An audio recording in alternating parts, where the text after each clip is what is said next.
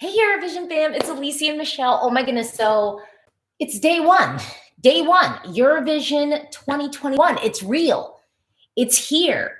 And I'm going to be going live after each rehearsal today. So then people have small snippets to hop into. And of course, at the end of the day, I'll do like a whole kind of retrospective of what I saw happen. Okay, so obviously it's day one. There's going to be technical difficulties.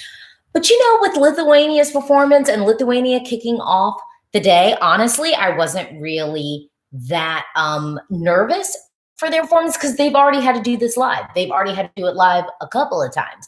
So they got on the stage and we only really got to see one run of it. And I think that makes sense. I think we only saw one run because I think they were having technical difficulties at first. But honestly, like I said, it doesn't really matter. We've already seen them perform this. This wasn't so much a rehearsal to see, can they do it? Will they qualify? Will they deliver? This was a rehearsal, I think, just to confirm all the things that we already know about this act. This rehearsal was very clean. I think that they have stayed true to what they did in Lithuania and truly did upgrade. They didn't do too much. You know what I mean? They've added some, I think some cleaner elements, some slick elements. The yellow is still there. Yes, we wanted to see that pop of color on the stage. I love that they're doing really nice camera angles and really nice shots. I will say, I did have a moment watching it where I was just like, oh my goodness, imagine if there was actually a crowd there. Like, imagine if we were having like a traditional Eurovision situation. And it's okay. We're not having that this year. It's totally, totally fine.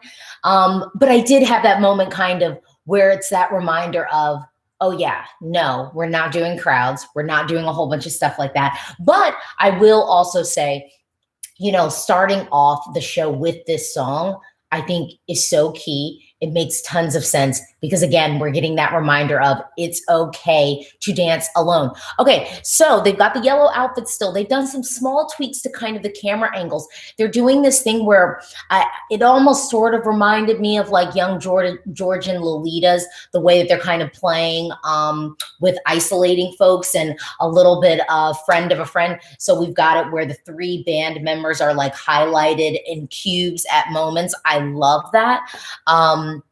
Honestly, this is a really clean performance. They didn't do anything where they did too much. You know what I mean? It's like sometimes I think folks, it's like, oh, we have all these bells and whistles of like Eurovision. Like we can do this, we can do this. They are still staying true to what they did in Lithuania, but truly polishing it, upgrading it a little bit more. And honestly, I'm really, really pleased with what I just saw. And I don't know, maybe it's going to start to feel real for me. Maybe it's going to start to feel real. I think it's going to start to feel real. Like right now, I'm still sort of like, I'm awake. I just saw a performance for Eurovision 2021. Well, please, if you haven't already subscribed to my channel, please please subscribe. I'm going to be doing these little reactions I'm going to be doing like these little reactions. So then people who want to watch back, like, oh, what did Alesia think of this rehearsal? But then of course, I'm going to be doing my big live stream this evening. So just to hop out, someone said, where can I find the rehearsals? I'm accredited. That's why I can see the rehearsals.